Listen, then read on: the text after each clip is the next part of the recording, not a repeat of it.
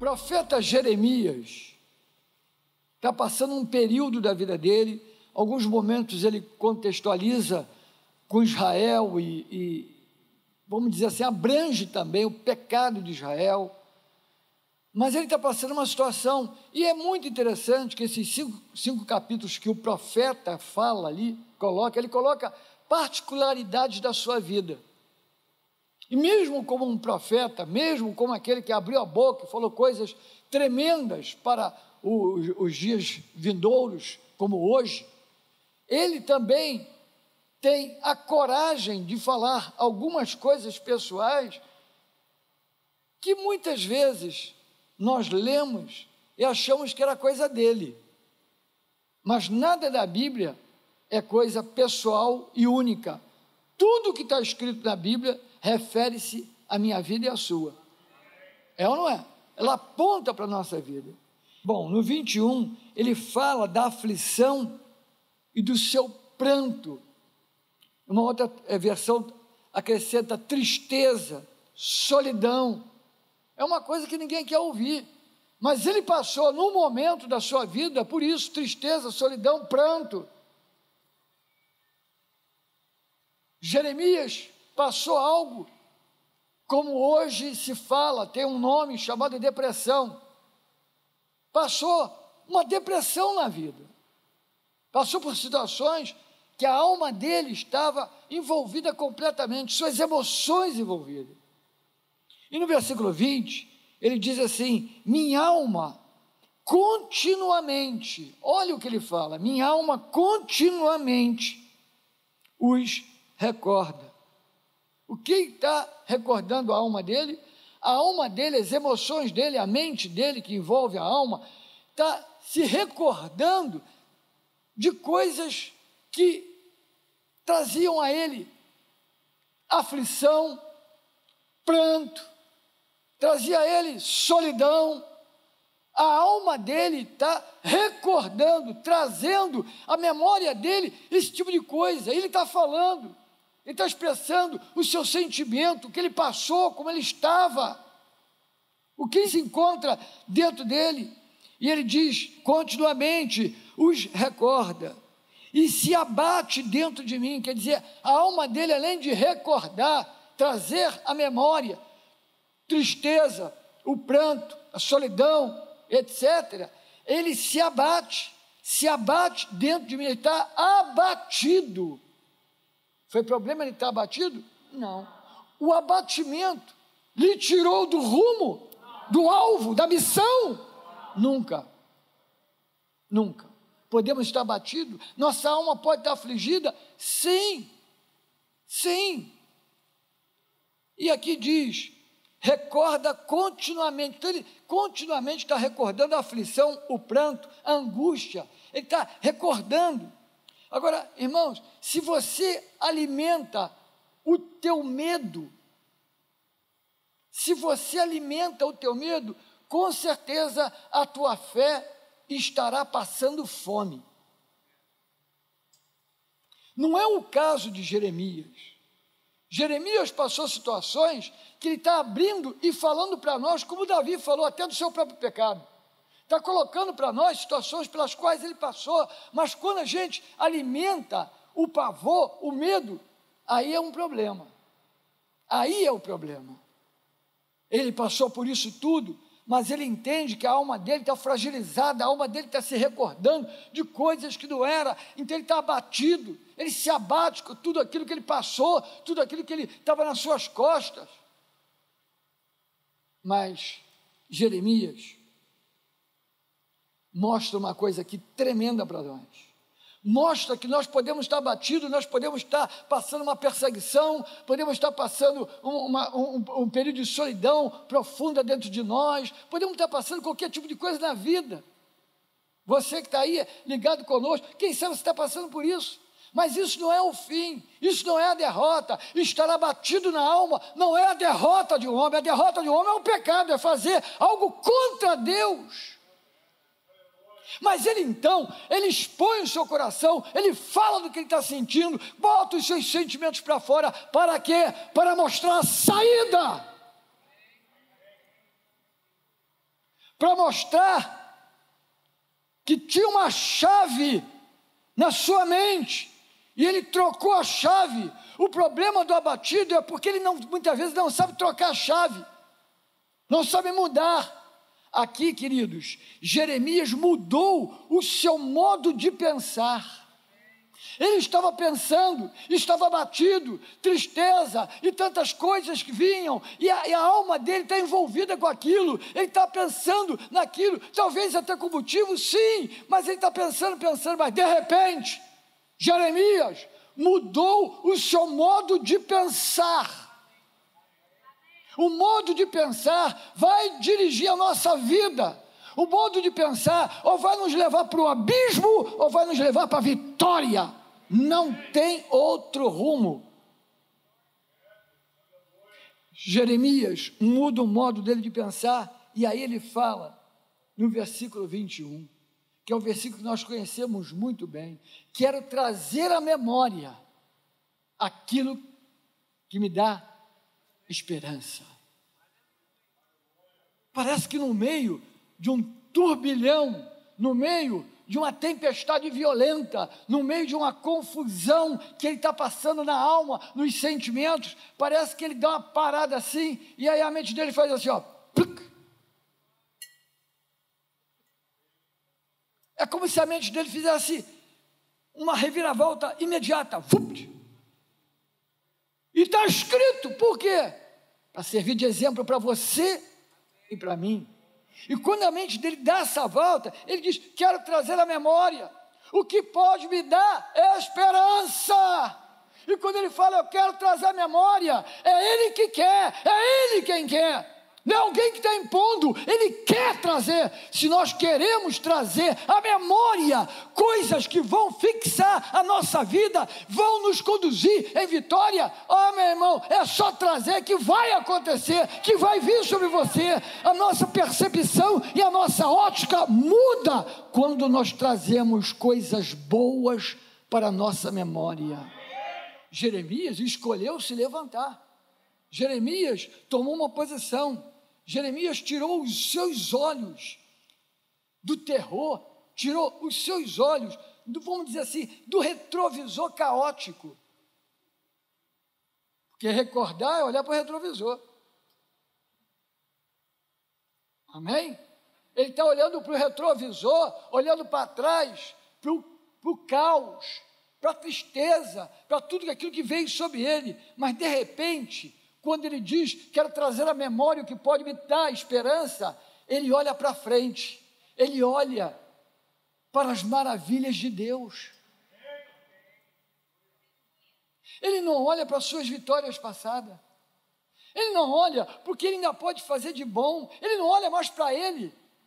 A alma dele inicialmente está olhando para si próprio, está olhando para ele e está batida, mas quando ele muda o modo de pensar, quando ele para de olhar para trás e olha para o Senhor, ele vê as maravilhas de Deus. Jeremias trouxe à lembrança as promessas de Deus. Que coisa mais maravilhosa do que você viver no meio de um caos, no meio de um problema, no meio de um inferno, mas trazendo à lembrança as promessas de Deus. Trazendo à lembrança o que ele prometeu, trazendo à lembrança o que ele é, o que Deus é, trouxe a memória, trouxe a sua lembrança, de repente, trouxe a sua lembrança as promessas de Deus. Primeira promessa que ele trouxe está no versículo 22, que ele diz que as misericórdias, por causa das misericórdias, não somos consumidos. Você não será consumido. A ameaça que se levanta para te consumir, ela vai cair em nome de Jesus. O Senhor Jesus nos deu vida e vida eterna, e a vida que Ele deu na terra não é uma vida para ser consumida, desgastada, perdida, não! É uma vida para ser vivida e muito bem, porque a vida é um dom de Deus, e eu preciso administrá-la o melhor possível. Mas para isso, eu preciso entender essa primeira promessa de Deus, essa primeira lembrança que veio a Jeremias, que nós não seremos consumidos. Está doendo? Ore e diga: não serei consumido. Você não sabe qual é a posição a tomar? Não serei consumido, Deus vai me conduzir, não vou ficar parado aqui, não vou ficar interditado com a minha vida, não vou. Você veio hoje aqui para dizer, na cara do diabo: não serei consumido. Você queria, mas a Bíblia e a promessa do meu Deus diz: não serei consumido, não vou ser. Aleluia! No versículo 22 ainda, tem mais uma promessa. Diz que suas misericórdias não têm fim. Não tem fim. Se a misericórdia dele não tem fim, é porque não tem fim. Ele é Deus de misericórdia. Misericórdia faz parte de Deus.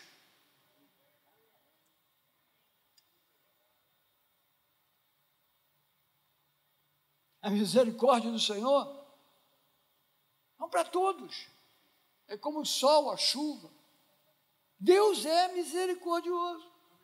Ponto final. Ele não vai mudar. Ele é misericordioso. Ele não é ditador, dedo duro, com cabresto segurando a pessoa. Não. Ele é misericordioso. Porque se ele não fosse misericordioso, nós seríamos consumidos. É a sua misericórdia que não permite sermos consumidos. Aleluia. Glória a Deus. Jeremias fez o quê? Jeremias mudou o seu modo de pensar e começou a trazer essas promessas, esses valores para a sua mente, para a sua vida. Glória a Deus. Terceira coisa que a gente vê aqui, a promessa, está no versículo 23, que diz lá que as suas misericórdias se renova a cada manhã. Além de não ter fim, ou seja, não vai acabar, ela é renovada.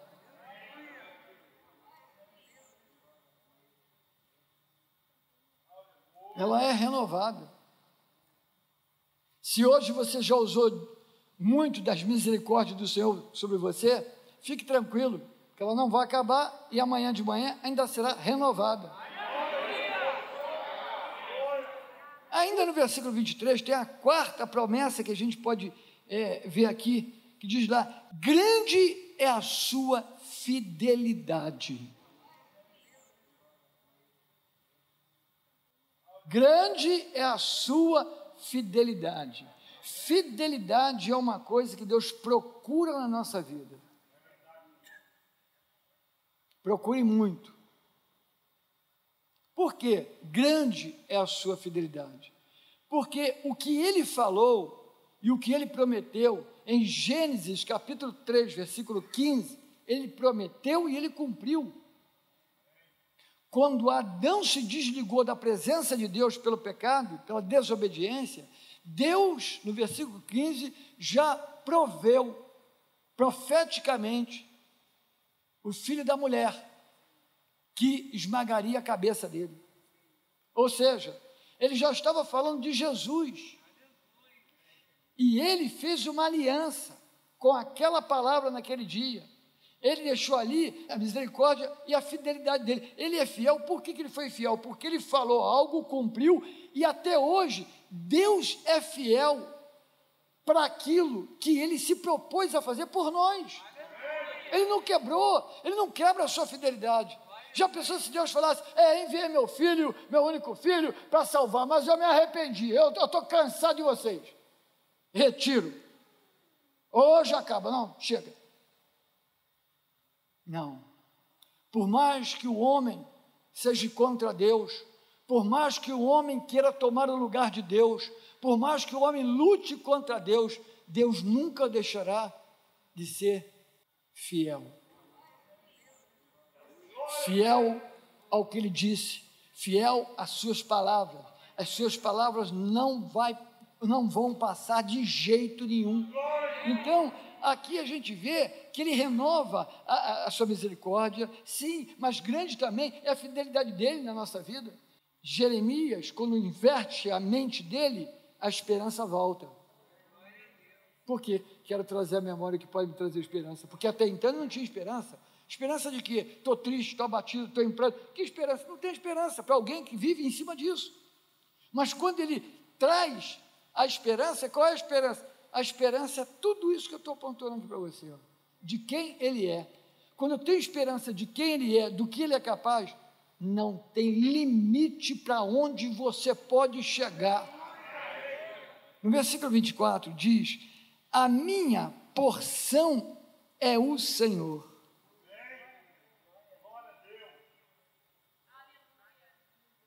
A minha porção é o Senhor. As emoções dele, a mente dele, a mentalidade dele mudou de uma maneira impressionante. Saiu de um polo para o outro totalmente diferente.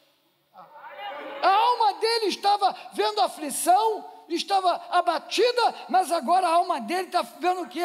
Uma porção. A minha porção é o Senhor.